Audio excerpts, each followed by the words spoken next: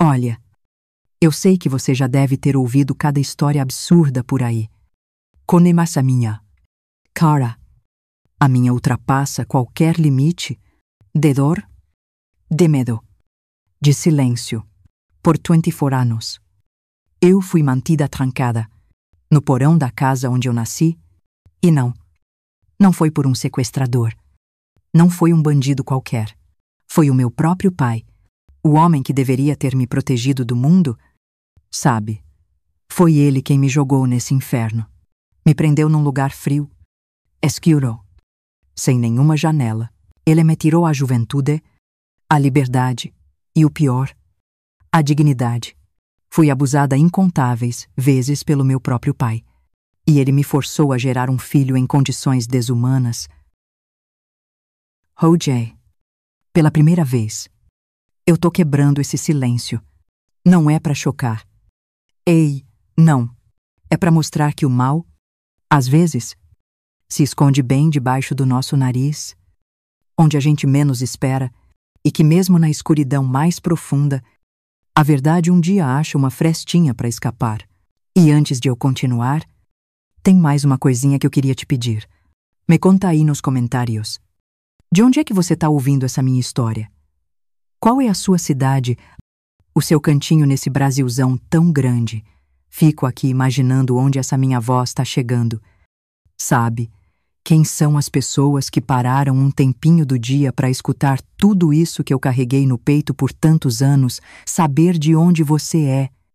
Me faz sentir que eu não tô mais sozinha. Que tem gente espalhada por esse mundão que ainda se importa, que ainda sente, que ainda acolhe. Meu nome é Lúcia Ferreira. Mas olha, com esses cabelos todos brancos, o povo me chama de Dona Lúcia. A história que eu vou contar começa lá atrás, há muitos anos. Quando eu era só uma menina de 13 anos, foi num dia de céu cinzento. Sabe daqueles que parece que vai chover? Mas não chove. Minha mãe, Silvia, saiu para comprar umas coisinhas na venda do seu Zé e nunca mais voltou. Lembro como se fosse hoje. Eu estava sentada no chão da sala, brincando com uma boneca de pano que minha mãe tinha feito para mim. De repente, escutei o rádio chiando lá na cozinha. Deu nada. Meu pai começou a gritar no telefone. Falava umas palavras que eu, pequena, não entendia direito. Mas quando eu vi a cara dele depois da ligação, nossa, eu já sabia que coisa muito ruim tinha acontecido. Um carro bateu no dela. Disse-me. Ela morreu na hora. Nem sofreu. Foi o que o delegado falou quando apareceu lá em casa. Mas quem não sofreu foi ela. Né, nós é que ficamos aqui.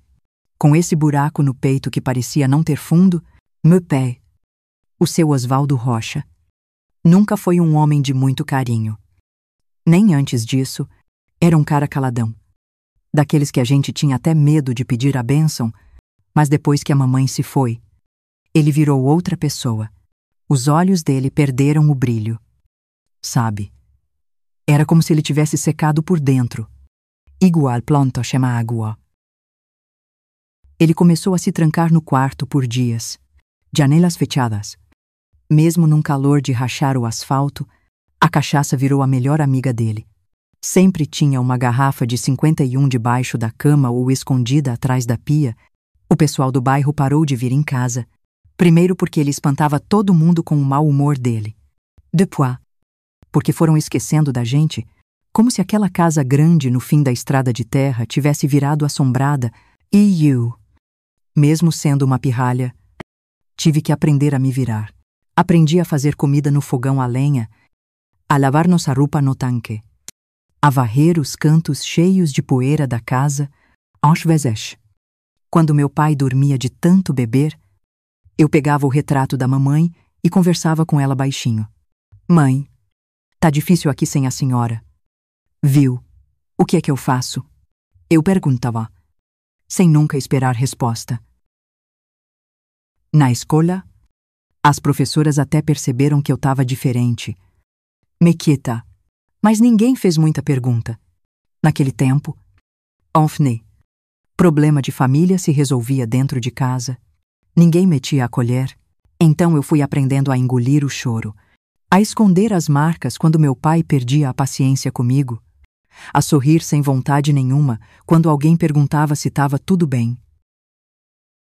5 anos inteiros se passaram assim, cada dia parecendo uma eternidade, cada noite cheia de medo do que podia acontecer no dia seguinte.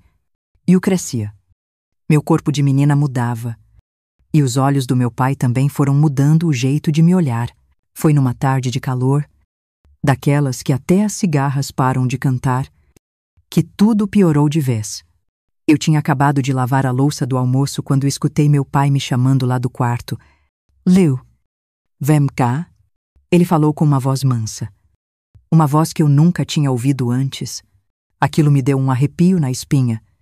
Mas eu obedeci, como sempre fazia. Quando cheguei no quarto, ele estava todo arrumado, camisa limpa, cabelo penteado, cheirando a loção barata. Preciso de uma ajuda lá no porão. Tem umas caixas que eu quero te mostrar. E ele disse, sorrindo, nossa, eu achei aquilo muito estranho. Em todos aqueles anos, ele nunca tinha deixado ninguém descer no porão. Era lugar proibido. Com um cadeado enferrujado na porta, eu até tentei perguntar o que tinha nas caixas. Mas ele só respondeu, é surpresa, coisa da sua mãe que eu guardei esse tempo todo. Eu segui ele, escada abaixo, com o coração batendo forte. Bam, bam, bam. Quando a gente chegou perto da porta do porão, ele tirou do bolso uma chave toda enferrujada e abriu o cadeado.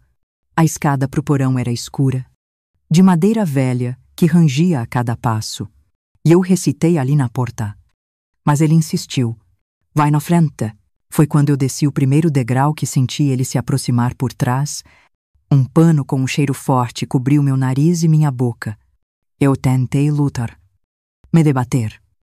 Mas meus braços ficaram fracos.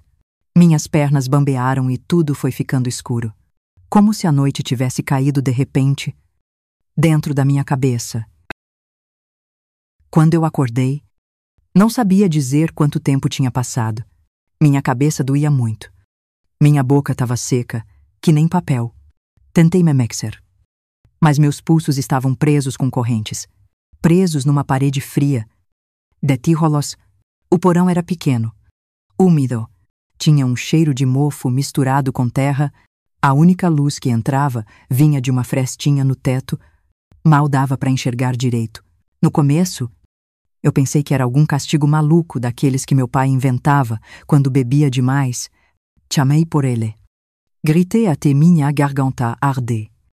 Mas ninguém respondeu. Só depois de muito tempo, não sei se foram horas ou um dia inteiro, eu escutei a porta do porão se abrindo. Os passos pesados dele descendo a escada me fizeram tremer dos pés à cabeça. Pai, me solta daqui. Eu prometo que não faço mais nada de errado. Eu implorei. Ele acendeu um lampião e colocou no chão. A luz fraca mostrou o rosto dele. Mas era um rosto diferente de tudo que eu já conhecia. Não era mais o meu pai ali. Era um homem com olhos de bicho. Olhos que me olhavam como se eu fosse uma coisa e não uma pessoa. Agora você é Somina. Ninguém mais vai te ver. Ninguém vai te procurar. Ele disse com uma calma que me gelou o sangue. Foi nessa hora que a ficha caiu. O tamanho do horror que eu ia viver, o medo que eu senti. Cara, não tem palavra que explique. Era como se alguma coisa tivesse morrido dentro de mim naquele exato momento. Era só o começo de um pesadelo, que ia durar muito, mas muito mais do que eu podia imaginar, presa naquele silêncio da casa grande, onde ninguém podia me ouvir. Os primeiros dias naquele porão pareciam não ter fim. O frio entrava nos ossos. Mesmo eu tentando me enrolar num pedaço de cobertor velho que ficava no canto, as correntes machucavam meus pulsos, deixando eles em carne viva. O chão era de terra batida com cimento, duro que nem pedra. e a umidade subia pelas paredes cheias de um musgo verde e escuro. A tal frestinha no teto era meu único relógio, meu único contato com o dia e a noite. Quando escurecia lá fora, aquele buraquinho sumia na escuridão, e eu sabia que mais um dia tinha se passado. Nessas horas, na nuit, os barulhos me davam mais medo ainda. Ratos que corriam pelos cantos, baratas que subiam pelas paredes. Às vezes, os passos do meu pai lá em cima. Aquilo me fazia prender a respiração de pavor. Eu gritei tanto nos primeiros tempos que minha voz foi ficando rouca. Depois fracas. Até que um dia eu percebi que não adiantava. Ninguém ia me escutar. A casa era longe de tudo. No fim daquela estradinha de terra onde quase ninguém passava, eu me pé. Esperto que sou ele. Tinha feito questão de afastar todo mundo depois que minha mãe morreu. Era como se ele tivesse planejado tudo. Sabe, tijolinho por tijolinho. Só esperando a hora certa. Depois de um tempo, comecei a perceber que tinha uma rotina. Ele aparecia sempre de manhãzinha. Quando a luz começava a entrar pela fresta, trazia um caneco de água e um pedaço de pão duro. Às vezes tinha uma maçã ou um resto de comida do dia anterior, mas isso era raro. No começo, ele nem falava comigo direito. Deixava as coisas no chão e ia embora. Com o passar dos dias, ele começou a soltar as correntes por algumas horas.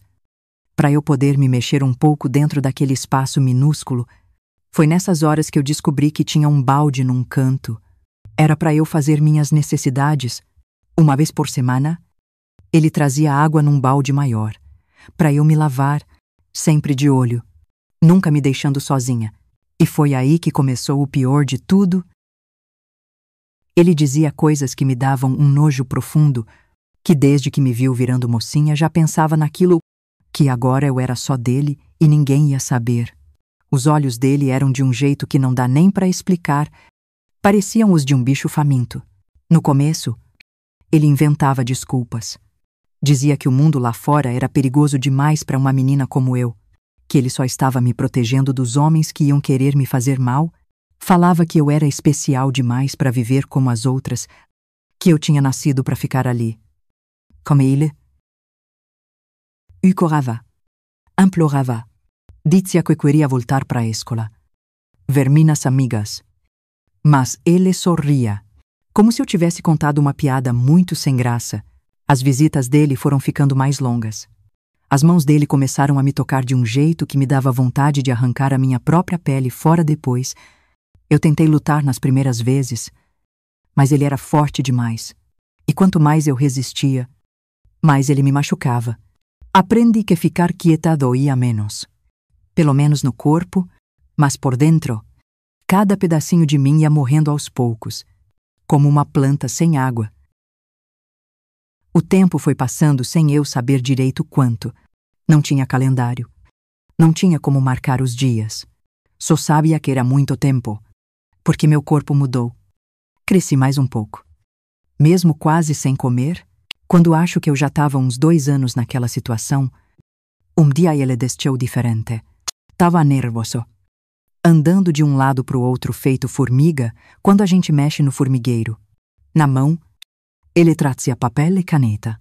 Jogou as coisas no meu colo e falou com a voz firme: "Quero que você escreva uma carta." Fiquei olhando para ele. "Você me entenda? Carta para quem?" "Por quê?" Ele me explicou, como se tivesse muita paciência, mas dava para ver a pressa no olhar dele. Tinha gente perguntando por mim na cidade. Uma professora antiga, a dona Helena, que lembrou que eu existia. Uns vizinhos que começaram a estranhar meu sumiço. Ele inventou para todo mundo que eu tinha ido morar com uma tia em outra cidade, mas agora precisava de uma prova. "Quero que você escreva, dizendo que foi embora por vontade própria, que está bem e que não quer ser encontrada, e tem que ser com as suas palavras, do seu jeito, para ninguém desconfiar." Eu olhei para aquele papel como se fosse minha última esperança. Pensei em escrever um pedido de socorro disfarçado, alguma coisa, mas como se lesse meus pensamentos. E ele completou: Se você tentar qualquer gracinha, oi, vous aba. E se eu descobrir?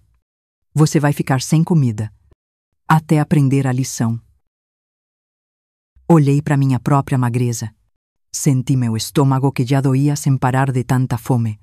Eu sabia que não ia aguentar. Apertei a caneta com os dedos trêmulos e comecei a escrever o que ele mandou. A carta que eu escrevi naquele dia foi a coisa mais difícil que eu já fiz na minha vida. Cada palavra era como uma facada em mim mesma. Lúcia Ferreira. Decidi ir embora por vontade própria para a casa da minha tia. Encontrei pessoas que me entendem melhor que todos vocês. Estou frequentando uma comunidade religiosa longe daqui e não quero ser procurada. Não se preocupem comigo. Estou feliz como nunca fui. Assinei com a minha letra trêmula, aquela mesma letra que a professora Dona Helena sempre elogiava na escola. Enquanto eu escrevia, pensava nela, na diretora Dona Marisa, nas minhas colegas Paulinha e Carol, em todo mundo que podia estar se perguntando onde eu estava. Será que eles iam acreditar naquilo? Será que alguém ia desconfiar? Depois que eu terminei, meu pai leu com cuidado. Dobrou o papel e guardou no bolso. Agora ninguém mais vai te procurar. E ela disse, com um sorriso que me deu um calafrio, e ele estava certo, pelos comentários que ele fazia nos dias seguintes. Eu entendi que a carta tinha funcionado. Ele falou que leu no jornal da cidade que uma menina tinha sumido para se juntar a uma seita no norte do estado, comentou, Rindo, que o padre tinha feito uma missa pedindo pela minha alma. Cada notícia dessas era como enterrar um pedaço de mim. Foi nessa época que eu deixei de esperar por um resgate. Comecei a entender que eu estava sozinha naquele inferno, que ninguém viria me buscar, que eu tinha sido apagada do mundo, como se nunca tivesse existido. Meu nome foi esquecido. Minha história virou fofoca de cidade pequena. E eu, presa naquele porão úmido, me tornei um fantasma, viva por fora, mas completamente morta por dentro, presa numa mentira que eu mesma tive que escrever com as minhas próprias mãos. Não sei dizer quanto tempo passou depois daquela carta. Os dias viraram meses. Os meses viraram anos. Tudo misturado num sofrimento só. Eu fui ficando fraca, mais magra ainda, e meu corpo mudou de um jeito que eu não entendia direito. Minha barriga começou a crescer, mesmo com tão pouca comida. No começo, achei que eu estava doente, que eu ia morrer ali mesmo.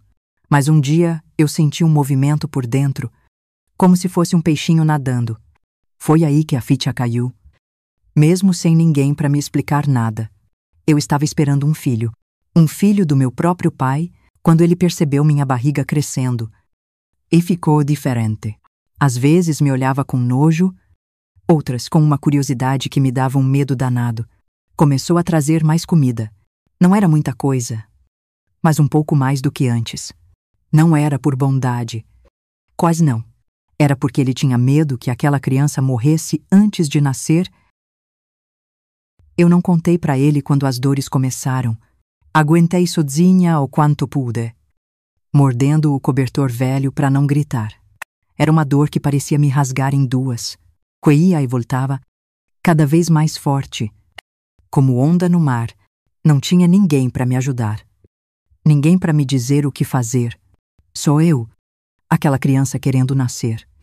E um medo maior que tudo. Depois de horas assim, senti que tinha que fazer força. Nem sei direito como eu fiz tudo. Parecia que o meu corpo sabia o que fazer, mesmo eu não sabendo. A criança nasceu ali, entre a terra e o sangue, mas não chorou. Era um menino, tão pequeno, tão roxinho. Eu tentei limpar ele com um pedaço de pano que eu tinha. Soprei na carinha dele, mas nada adiantou. Seus olhinhos nunca se abriram para ver aquele mundo escuro onde ele tinha nascido. Quando meu pai desceu e viu tudo aquilo, nem perguntou se eu estava bem. Se precisava de ajuda. Só olhou para o corpinho parado nos meus braços, fez uma careta de desgosto e disse que ia dar um jeitinho naquilo. Pegou o bebê de mim.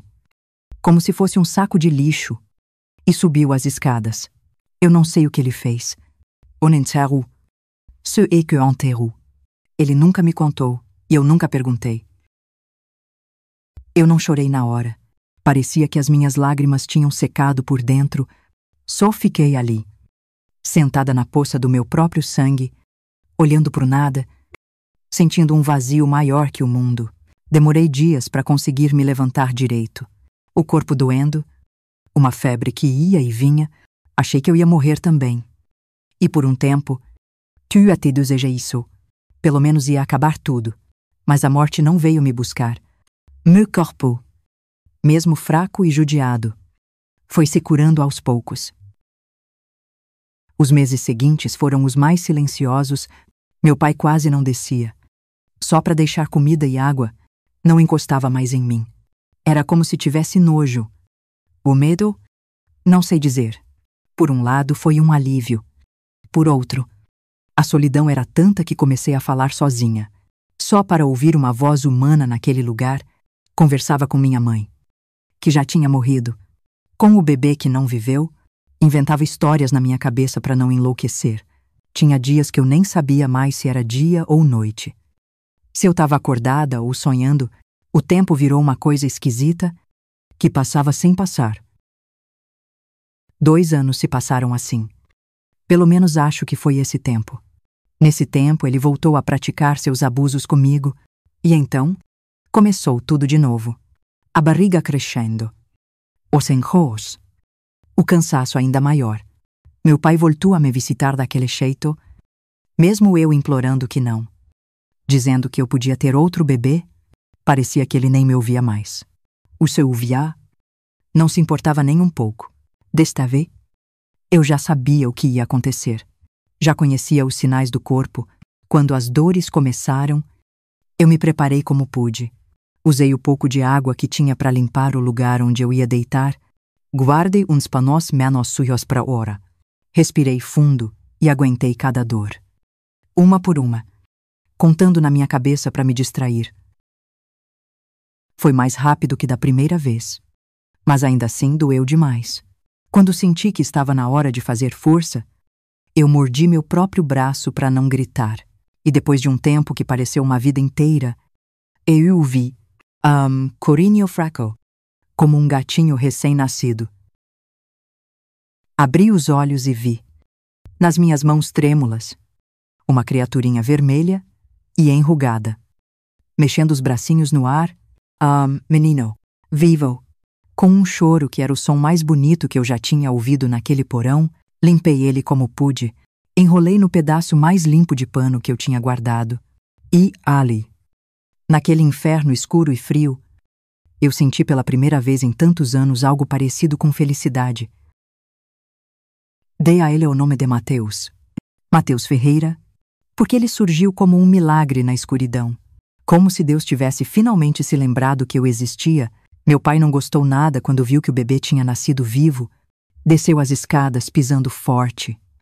Olhou para a criança com desconfiança. Como se fosse um problema que ele não tinha planejado.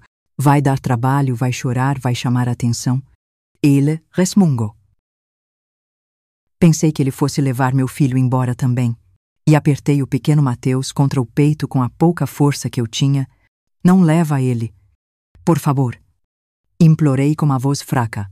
Se o Senhor deixar ele ficar, eu prometo que não deixo ele chorar alto. Eu prometo que dou um jeito. Ele ficou me olhando por um tempo que pareceu não acabar. Depois, soltou um suspiro de quem se conforma e disse que ia trazer mais comida, mas que se o bebê desse problema, ele não ia pensar 2 vezes antes de se livrar dele. Nos dias seguintes, ele cumpriu a promessa de trazer mais comida. Não era muita coisa. Um pouco de leite, às vezes uma fruta amassada, restos de comida que ele não queria. Eu dava o melhor para o Mateus. Mesmo que isso significasse ficar com mais fome ainda, amamentei ele até meu corpo não aguentar mais. Até o leite virar água de tão fraca que eu estava, dividi cada migalha, cada gota. E esse menino que nasceu num lugar que nem bicho merecia viver, foi crescendo. A pele que era vermelha ficou branquinha, quase transparente de nunca ver o sol, os olhinhos, que no começo eu nem sabia de que cor eram, foram ficando verdes, iguais aos da minha mãe. Ele era miudinho. E claro, como ia ser diferente com tão pouca comida? Mas ele tinha uma força dentro dele que eu não entendia de onde vinha. Uma vontade de viver que me assustava e me dava coragem ao mesmo tempo. Mateus cresceu, conhecendo só aquelas 4 paredes, só o som dos passos do avô lá em cima, só a minha voz cantando baixinho para ele dormir. O mundo para ele era aquele porão, e eu prometi a mim mesma que, mesmo ali, eu ia fazer de tudo para ele ser feliz. Para ele não sentir o peso do horror que eu sentia. Era uma promessa impossível. Oisai, mas era a única coisa que me mantinha viva. Os anos no porão com o Mateus tinham um ritmo diferente, como se o tempo corresse de outro jeito. Vi meu menino aprender a se virar, a engatinhar naquele chão duro, segurando nas paredes úmidas para ficar de pé. Seus primeiros passinhos foram dados num espaço que não dava nem 10 passadas de um lado para o outro. As primeiras palavras dele foram mãe e água. As coisas que ele via todo dia, não teve pai entre elas, porque quando meu pai descia, eu segurava o Mateus perto de mim e ficava quieta até ele ir embora. Eu não queria que meu filho chamasse aquele homem de nada. Mateus crescia devagar, mais fraco e menor que uma criança normal devia ser. Mas a cabecinha dele funcionava ligeiro demais. Fazia perguntas que me deixavam sem saber o que dizer. Dia, quando já devia ter uns 4 anos, me perguntou: por que a gente não podia subir a escada como o vovô fazia? Como explicar prisão para uma criança que não conhecia liberdade? Falei que lá em cima não era lugar para gente, que era perigoso. Outra vez ele quis saber por que a luz só entrava por aquela frestinha pequena e não pela casa toda, como nas histórias que eu contava. Eu fui inventando respostas, tentando proteger ele da verdade feia. O pior era quando ele tinha pesadelos, acordava chorando no meio da noite e eu não podia nem acender uma luz para mostrar que não tinha monstro nenhum. Só podia abraçar forte e dizer baixinho que estava tudo bem, que eu não ia deixar nada de ruim acontecer. Mesmo sabendo que nós dois já vivíamos o pior dos pesadelos, com o tempo, fui criando um mundo de histórias para o Mateus. Falava do céu, das nuvens que pareciam algodão, dos passarinhos que cantavam de manhã, do cheiro de terra depois da chuva. Eu desenhava no chão, com pedacinhos de carvão, que meu pai às vezes deixava cair, mostrando como era uma árvore, uma flor, uma casa de verdade. Cantava as músicas que eu lembrava da minha infância. Ensinava as letras escrevendo na terra. Mateus aprendia tudo rápido. Guardava cada palavra como se fosse um tesouro. Quando a gente achava um inseto, uma barata, uma aranha, até mesmo uma formiguinha perdida que descia pela parede, era uma festa. Ficávamos observando o bichinho por horas. Era a única coisa viva além de nós que ele podia ver e tocar. E os olhinhos dele brilhavam, curiosos, querendo saber mais sobre tudo. Por que a formiga carrega folha? Para onde vai a aranha quando some na parede? Perguntas e mais perguntas. E eu tentando responder com o pouco que eu sabia. Ou inventando quando não sabia. Teve um dia que ele me perguntou o que era cor. Porque eu tinha falado que o céu era azul. Caramba! Como explicar azul para quem só conhecia tons de escuro?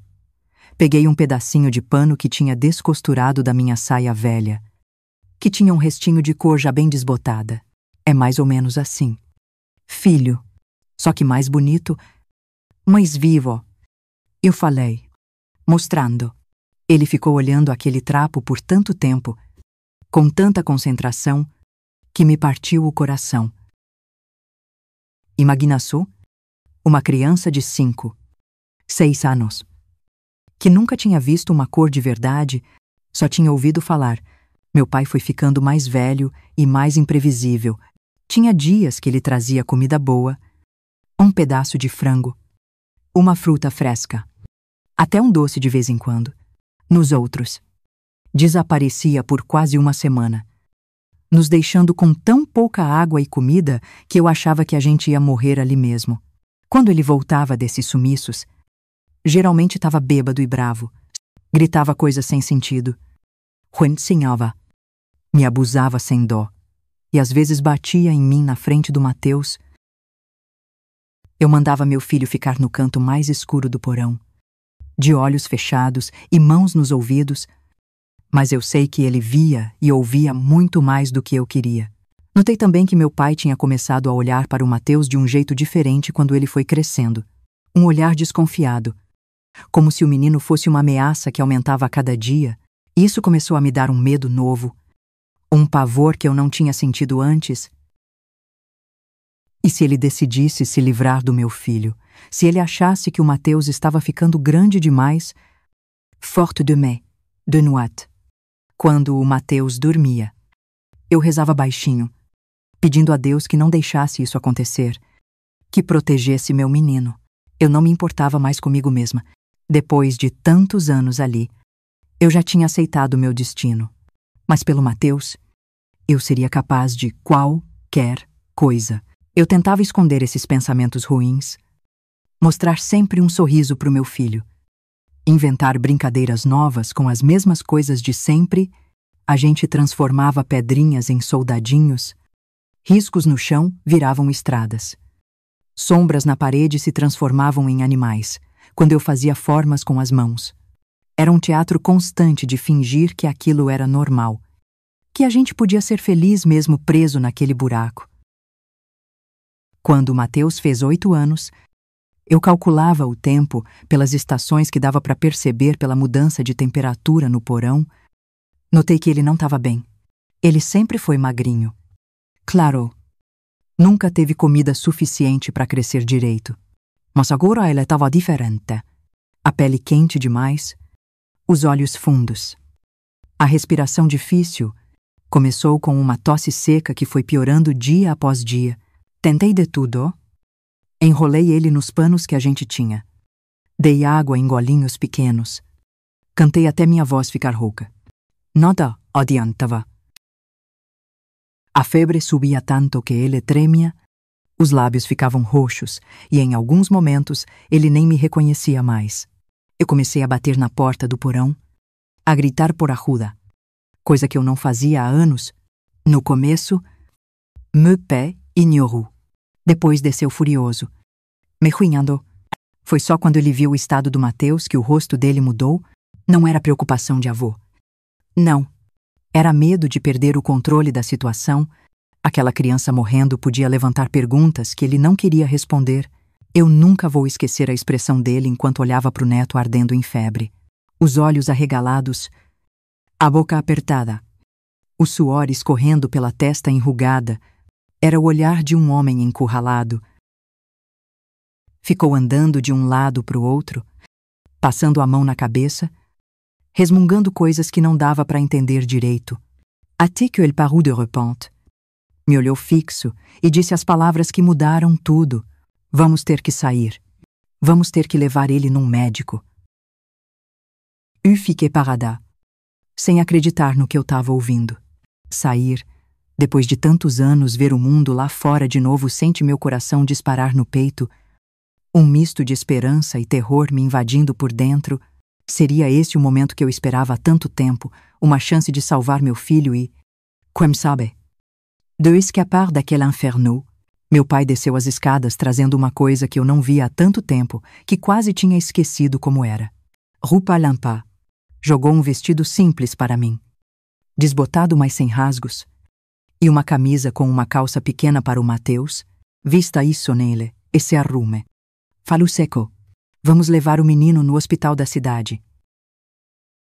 E antes que eu pudesse sentir qualquer pingo de alegria, ele completou. Mas escuta bem o que eu vou te dizer. Você é minha filha que ficou meio louca da cabeça depois que a mãe morreu. Por isso mora aqui comigo. Escondida. Esse menino é seu filho com um homem que passou por aqui há anos e nunca mais voltou. Se você abrir a boca com qualquer história diferente dessa, eu mato você. E ele antes que alguém possa fazer alguma coisa, entendeu? Balancei a cabeça que sim, as mãos tremendo enquanto eu tentava vestir o Mateus, que mal se aguentava em pé de tão fraco. Enquanto eu ajeitava a roupa no corpo magrinho do meu filho, minha cabeça fervia. Era a primeira vez em mais de 10 anos que eu sairia daquele buraco. Como seria o mundo lá fora agora? Será que alguém me reconheceria? Será que eu teria alguma chance de pedir ajuda? Tentei controlar o tremor nas mãos para não assustar ainda mais meu menino, que me olhava com os olhos arregalados de febre e confusão. Expliquei baixinho que a gente ia sair um pouquinho, que ia num lugar onde tinham pessoas que podiam fazer ele sarar. Coitadinho. Ele nem entendia direito o que era sair. Nasceu e cresceu naquelas 4 paredes. Não sabia o que era uma rua. Uma casa normal. Um céu de verdade. Quando meu pai me pegou pelo braço e me puxou escada acima, minhas pernas bambearam.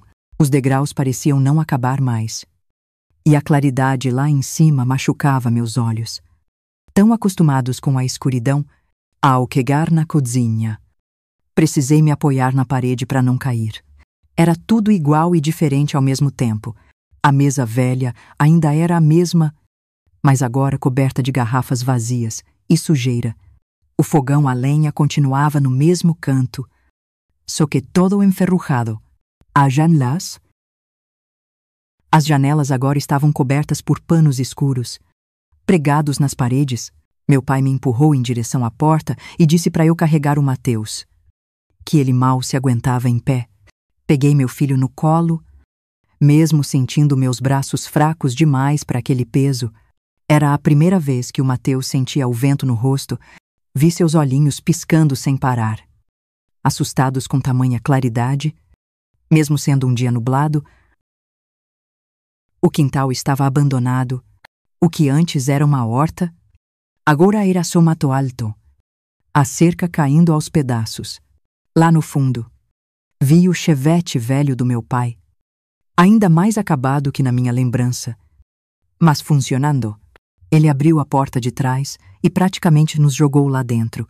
Entra e fica quieta. E ele rosnou. Enquanto dava a volta para sentar no banco da frente, o cheiro de mofo e cigarro dentro daquele carro era quase tão forte quanto o do porão. Abracei o Mateus contra o peito enquanto meu pai ligava o motor. Os trancos do carro na estrada de terra faziam meu filho gemer de dor. Baixinho, fui cantando no seu ouvido as mesmas cantigas de sempre, tentando acalmá-lo. O caminho até a cidade foi uma revelação dolorosa e maravilhosa. Ao mesmo tempo, pela janela do carro, vi coisas que há anos só existiam nas histórias que eu contava para o Mateus. Árvores balançando ao vento, coisas com pessoas na frente, crianças brincando na beira da estrada, cachorros correndo livres. Era um mundo colorido demais, depois de tantos anos, vendo só o marrom da terra, o cinza do concreto e o preto da escuridão. Meus olhos não conseguiam absorver tudo de uma vez. As lágrimas escorriam sem que eu nem percebesse. Mateus, mesmo ardendo em febre, abriu os olhos algumas vezes e seu rosto de espanto me partia o coração. O que, para qualquer pessoa, seria uma paisagem comum de interior, para ele era como ver um outro planeta. A cidade tinha mudado pouco, pelo que consegui ver: o posto de gasolina na entrada, a igreja na praça central, o comércio pequeno ao redor, algumas construções novas, outras que não estavam mais lá. Pessoas que eu não reconhecia andando pelas calçadas. Será que alguém me reconheceria? Será que meu rosto agora mais velho, mais marcado, mais pálido, diria algo a alguma dessas pessoas? O hospital ficava na saída da cidade, un prédio baixo. Pintado de um azul desbotado, meu pai estacionou e se virou para mim. Lembra do que eu te falei? Uma palavra errada, e vocês dois não voltam vivos para casa. Eu sabia que ele não estava blefando. Nos olhos dele havia a mesma frieza de sempre, a mesma determinação cruel. Enquanto caminhávamos em direção à entrada, ele segurava meu braço com força, como se eu fosse fugir a qualquer momento. Eu talvez tentasse mesmo. Se não estivesse com o Mateus tão doente nos meus braços. Dentro do hospital, o cheiro de álcool e remédio me deu tontura. Havia pessoas sentadas em cadeiras de plástico, algumas tossindo, outras gemendo baixo de dor. Uma moça de branco atrás de um balcão nos olhou com curiosidade. Meu pai inventou uma história qualquer. Disse que o menino estava assim há dias, que só agora tinha conseguido trazer a gente porque morávamos longe. No sítio, só agora conseguiu. Pensei com raiva. Ele deixou meu filho chegar quase à morte antes de buscar ajuda. A enfermeira nos mandou sentar e esperar, mas não demorou muito, porque o Mateus estava visivelmente mal. Quando entramos no consultório, vi um homem mais jovem que meu pai, de jaleco branco e olhar cansado, que se transformou em surpresa quando viu o estado do meu filho. Ele examinou o Mateus com cuidado, ouvindo o peito, medindo a temperatura, fazendo perguntas. Notei que ele olhava para mim e para o meu pai de um jeito estranho, como se algo não se encaixasse. Com voz profissional, ele disse que o Mateus estava com pneumonia grave, que precisaria de antibióticos e talvez até internação. Meu pai começou a protestar, dizendo que não tinha como deixar a gente ali. O médico insistiu que o menino estava muito fraco, enquanto eles discutiam. O doutor me pediu para levar o Mateus para outra sala, onde uma enfermeira ia tirar sangue e dar o primeiro medicamento. Meu pai hesitou, mas o médico foi firme, dizendo que era o procedimento padrão. Foi naquele momento, naquele minúsculo instante em que me vi sozinha com a enfermeira, sem meu pai por perto, que eu encontrei a coragem que eu pensei que tinha perdido há anos. A moça era jovem, tinha olhos gentis. Quando ela se aproximou para colocar o termômetro no Mateus, eu segurei o pulso dela com força e falei baixo. Tão baixo que só ela podia ouvir. Me ajuda. Ele me paie. Ele me manteve presa num porão desde que eu tinha 18 anos. Esse menino é meu filho. Eu e d'elle também. Elle me abusou. Por favor. Chama a polícia. O hospital inteiro virou um formigueiro depois daquelas palavras. Assim que eu falei, a enfermeira congelou por 2 segundos, os olhos arregalados. Depois, ela saiu da sala dizendo que ia buscar mais medicação.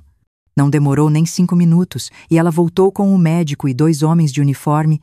Meu coração quase saiu pela boca quando vi os policiais. Uma parte de mim ainda achava que meu pai ia conseguir me levar de volta para o porão, que ninguém ia acreditar em mim, que eu ia ser castigada por ter falado. Tudo aconteceu tão rápido que parecia um sonho confuso. Levaram meu pai para uma sala, longe de mim e do Mateus. Eu vi quando passaram as algemas nele e a cara de ódio que ele me lançou. Nossa, essa cara ainda aparece nos meus pesadelos até hoje. Um dos policiais ficou comigo, fazendo perguntas básicas, mas sem pressionar. Acho que ele percebeu que eu estava em estado de choque. Uma médica de cabelos grisalhos entrou na sala e pediu que parassem com as perguntas. Essa moça e essa criança precisam de cuidados médicos imediatos. As perguntas podem esperar. Ela disse com uma autoridade que fez até o policial recuar. Colocaram o Mateus numa maca com soro na veia e me deixaram ficar do lado dele. Lembro de ter sentido um alívio tão grande que minhas pernas cederam. Tive que ser amparada por uma enfermeira. Pela primeira vez em mais de 10 anos, eu podia respirar sem medo, podia fechar os olhos sem temer o que aconteceria quando eu os abrisse de novo.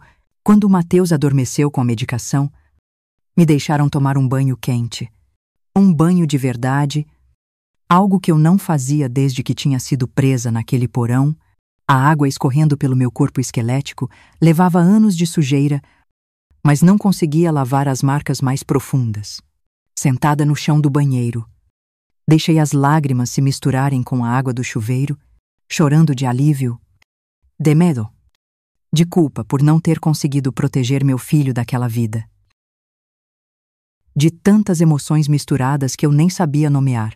Uma assistente social muito paciente, a Carla, ficou comigo depois, me trouxe roupa limpa, comida quente, e sentou do meu lado sem fazer muitas perguntas, apenas me deixando existir naquele novo mundo, assustador e livre. Os dias seguintes foram um borrão de exames médicos Depoimentos e rostos desconhecidos. Tive que contar minha história tantas vezes que minha voz ficou rouca. Primeiro para os policiais, depois para a delegada, para os promotores, psicólogos. Cada vez que eu falava era como reviver tudo de novo, os anos no porão, os abusos, o nascimento do Mateus. A sobrevivência dia após dia naquele lugar esquecido por Deus. Eles queriam detalhes, datas, descrições exatas. Meu Deus, como eu podia lembrar de datas quando os dias se fundiam uns nos outros na escuridão? Como explicar o terror diário para alguém que nunca sentiu o peso daquelas correntes? Em algum momento, um homem de terno e voz mansa me explicou que eu precisava ser específica porque iam usar meu depoimento no julgamento. Julgamento. Perguntei, confusa, na minha cabeça. Agora que tinham nos encontrado, tudo estava resolvido. Mas não. Explicaram que meu pai teria direito à defesa, que haveria um processo, que eu teria que enfrentar, num tribunal. O pânico voltou com toda a força. Eu não posso ver ele de novo. Não posso estar no mesmo lugar que ele. Implorei, tremendo tanto, que tiveram que me dar um calmante.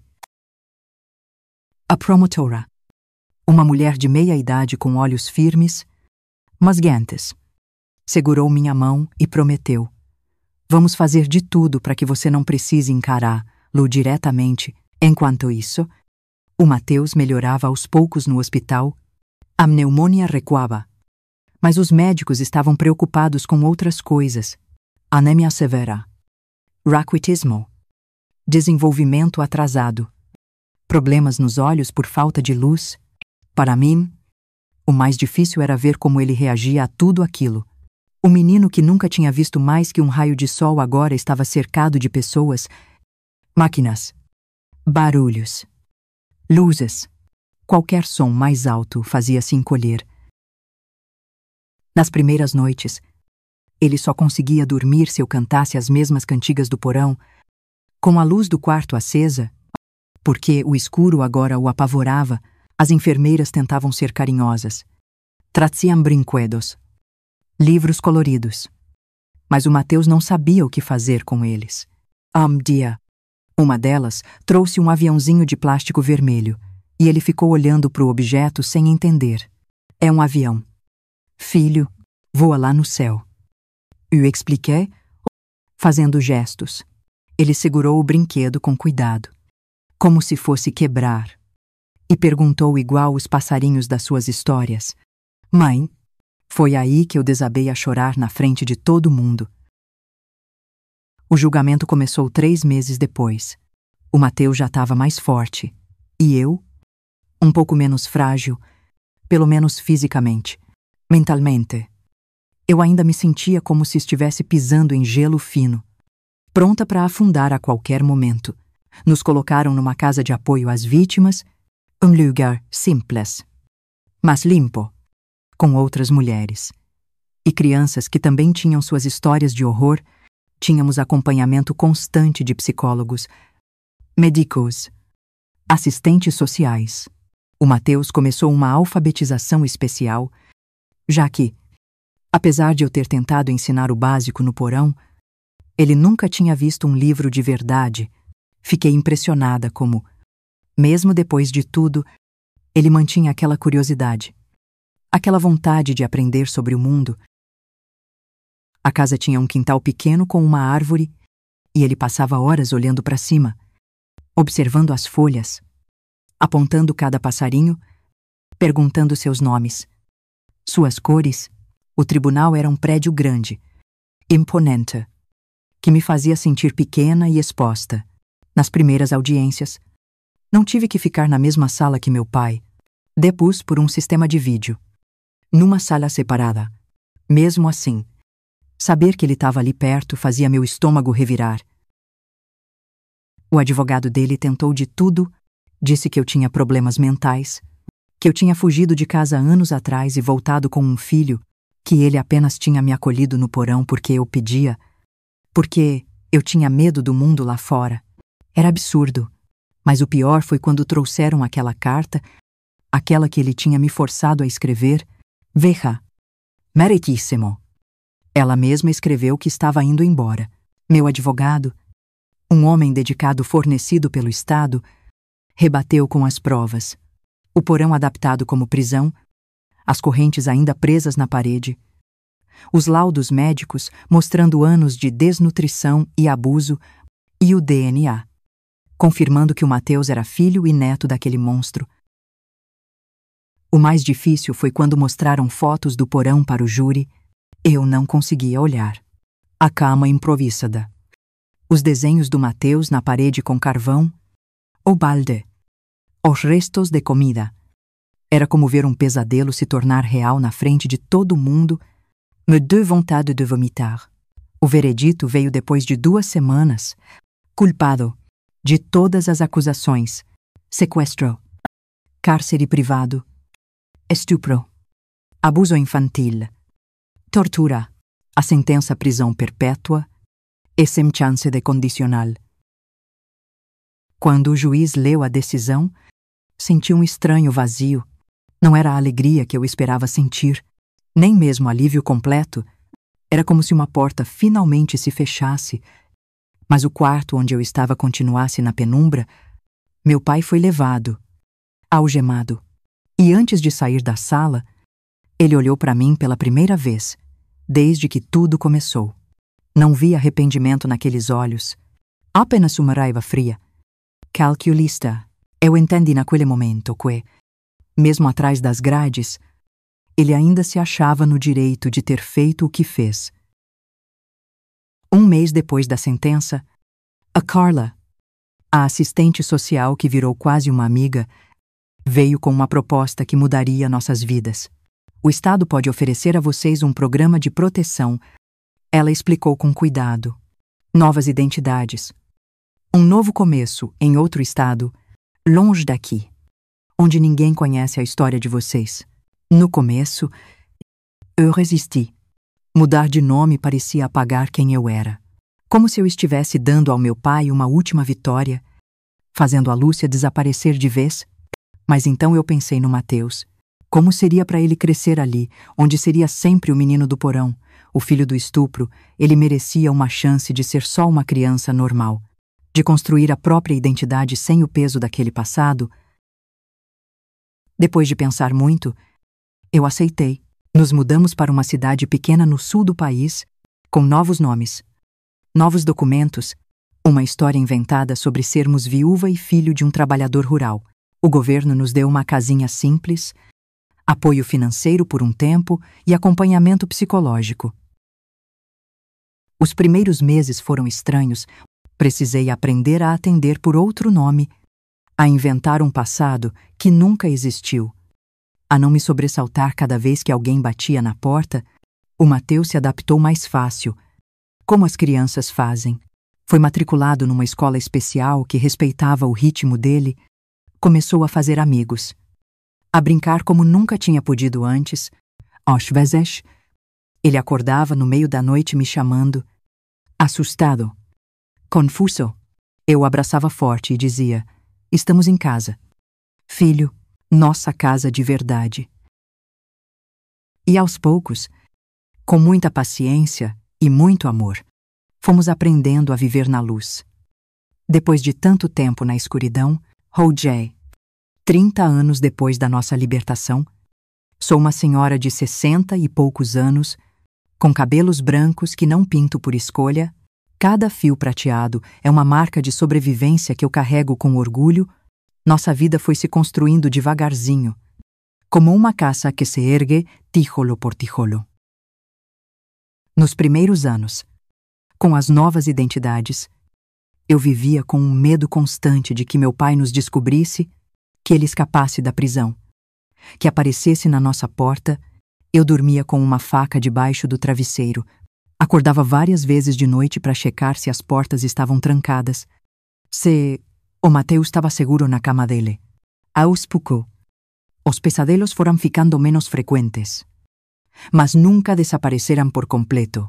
Precisei de anos de terapia para conseguir entrar em porões, em lugares fechados, para não entrar em pânico quando a luz se apagava, De repente, alguns traumas são cicatrizes permanentes, não doem mais como feridas abertas, mas nunca somem.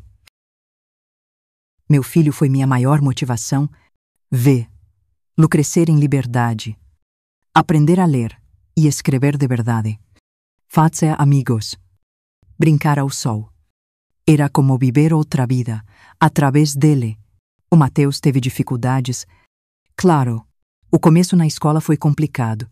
Ele não sabia interagir com outras crianças. Não conhecia coisas básicas. Sofreu bullying. Teve que responder a perguntas inconvenientes. Tivemos que mudar de escola 2 vezes até encontrar uma onde ele foi realmente acolhido. Uma professora em particular, a Dona Clara, fez toda a diferença.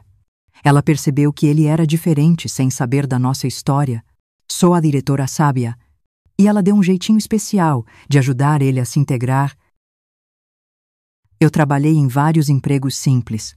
Fui faxineira, ajudante de cozinha, balconista de padaria. Meu corpo, debilitado, não aguentava serviço pesado. E minha mente, ainda fragmentada, tinha dificuldade com trabalhos complexos, mas eu fazia questão de trabalhar, de me sentir útil.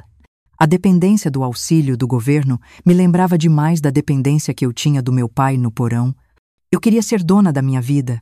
A adolescência do Mateus foi um período de desafios.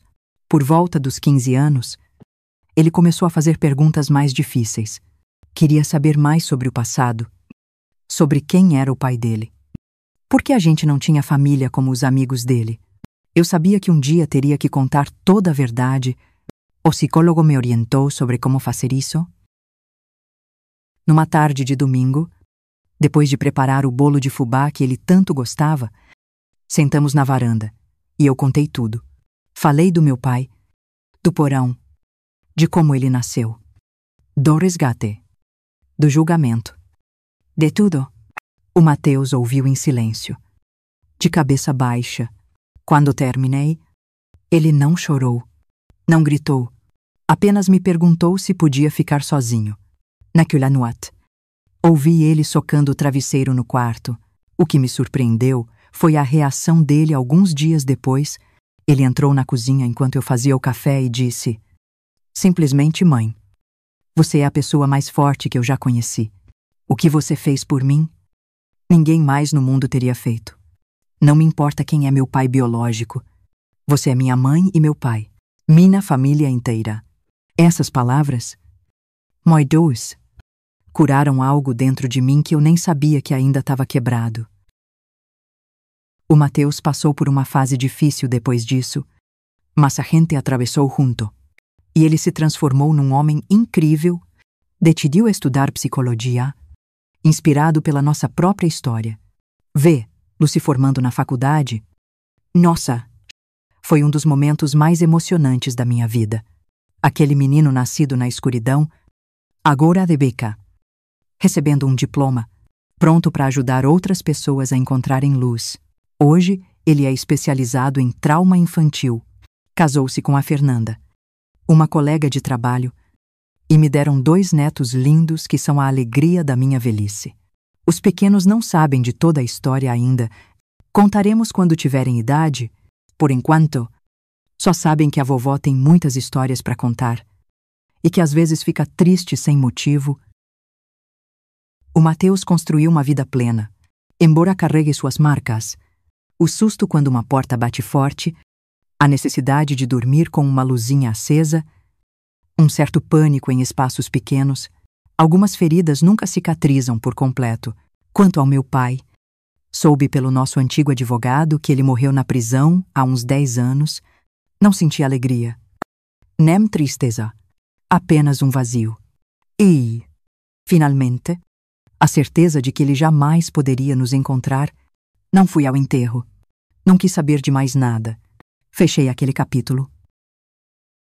Decidi escrever esta história aos 64 anos porque o silêncio foi minha prisão por tempo demais. Negar o que eu vivi era apagar uma parte de quem eu sou. Esta não é só uma história sobre horror, é uma história sobre resistência, sobre o poder do amor de uma mãe e sobre como a esperança pode sobreviver mesmo nas piores circunstâncias, há alguns meses. Fui convidada para compartilhar minha experiência num evento para profissionais que trabalham com vítimas de abuso. Recitei muito. Falar sobre tudo isso ainda me dá tremores, mas quando vi a sala cheia de gente querendo aprender a ajudar, eu encontrei uma força que não sabia que tinha. E, no final, uma jovem assistente social me disse, com lágrimas nos olhos, que meu relato a ajudaria a ser mais atenta com as vítimas dela. Foi aí que eu entendi o propósito de tanta dor. Transformá-la em algo que pudesse iluminar o caminho de outros. Hoje eu vivo uma vida simples e tranquila. Minha casa é pequena, mas tem janelas grandes em todos os cômodos. Eu preciso da luz, do vento. Tenho um jardim onde cultivo flores coloridas. Gosto de sentar na varanda de manhã, observar os passarinhos, ouvir as risadas das crianças. Aprendi a valorizar essas pequenas alegrias. Ainda tenho pesadelos. Ainda me assusto com barulhos. Mas quando acordo assustada no meio da noite, tu levantou. Abro a janela. Respiro fundo o ar da liberdade e agradeço por cada dia vivido sob o céu aberto. Se você está lendo isso e passa por algo parecido, saiba que não está sozinho. Existe saída. Existe justiça. E existe um amanhã onde a dor não manda mais. Hoje, depois de tudo que vivi, eu finalmente tive coragem de contar a minha história. Se você chegou até aqui comigo, se ouviu cada palavra, eu te agradeço do fundo do meu coração, porque cada pessoa que escuta o que aconteceu comigo me ajuda a transformar a dor em força, o silêncio em voz e a memória em justiça. Eu sou a Lúcia, mas por muitos anos fui só a menina do porão. Agora, sou uma mulher que sobreviveu. E se essa história te tocou de alguma forma, se mexeu com seu coração ou te fez refletir, eu te peço, clica no botão de gostei. Pode parecer simples, mas é uma forma de mostrar que você se importa, que histórias como a minha não vão mais ser escondidas e que ninguém mais vai ser silenciado pelo medo